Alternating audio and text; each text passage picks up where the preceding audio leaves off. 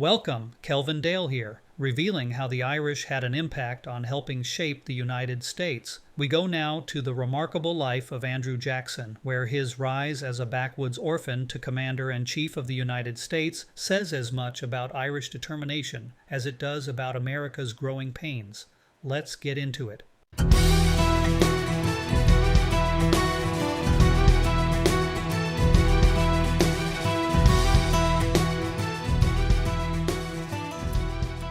Andrew Jackson was born in March of 1767 in the Waxhaw Settlement, a rough stretch of frontier on the border between the Carolinas. His parents, Andrew and Elizabeth Jackson, had crossed the Atlantic from Carrickfergus in County Antrim, Ireland, only 2 years earlier. They were part of the Scotch-Irish wave of settlers who brought stubborn faith, strong family ties, and a knack for survival to the colonies. Within a few years, his father died, leaving his mother to raise 3 boys by herself. When the American Revolution reached the Carolinas, the 15-year-old Jackson joined a local militia unit.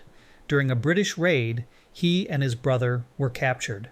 When a British officer ordered young Andrew to polish his boots, Jackson refused and was struck across the face with a sword. That defiant scar would become a lifelong reminder of both pain and pride.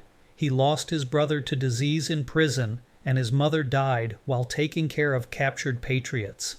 By 16, Jackson was an orphan. After the Revolutionary War, Jackson studied law in Salisbury, North Carolina, then rode west to Tennessee, where the frontier was wide open. He practiced law, speculated in land, and married Rachel Donaldson, daughter of a pioneer family. His ambition and charisma carried him into public life. At 29, he became Tennessee's first congressman. At 30, a U.S. senator, but resigned after 6 months to serve as Superior Court Judge of Tennessee. Jackson was elected the commander of the Tennessee militia at 35, and won the Battle of New Orleans at 45. He was elected again to the U.S. Senate at 56 and became a 2-term president at 61. In his 30s, Jackson bought and developed one of the largest cotton plantations in Tennessee called the Hermitage, and built his wealth on cotton production with the labor of enslaved people. Jackson became nationally famous during the War of 1812 against the British. With his leadership at the Battle of New Orleans, he turned disaster into glory.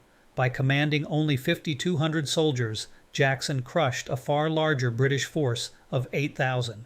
Even though his victory came after the peace treaty was signed, his victory electrified the country, and Jackson became a national hero. Jackson's strongest and darkest legacy came from the Indian Removal Act of 1830 passed by Congress. Jackson promoted it as a way to open southern lands to white settlers, but it set in motion the forced migration of tens of thousands of Native Americans from the south into eastern Oklahoma, where many died, and we know it today as the Trail of Tears. Jackson and his associates personally gained, acquiring about 45,000 acres of former tribal land in the Tennessee Valley of Alabama, and then profited by selling it to large plantation farmers.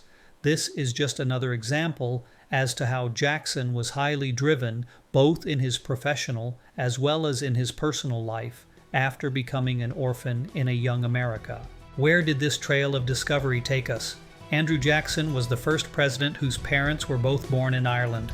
From their courage to leave County Antrim, Ireland, and come to a new world, it shaped a son whose strength and stubbornness would impact a young nation. His achievements broke barriers, but his choices also left scars as deep as the one on his face. Thanks so much for watching.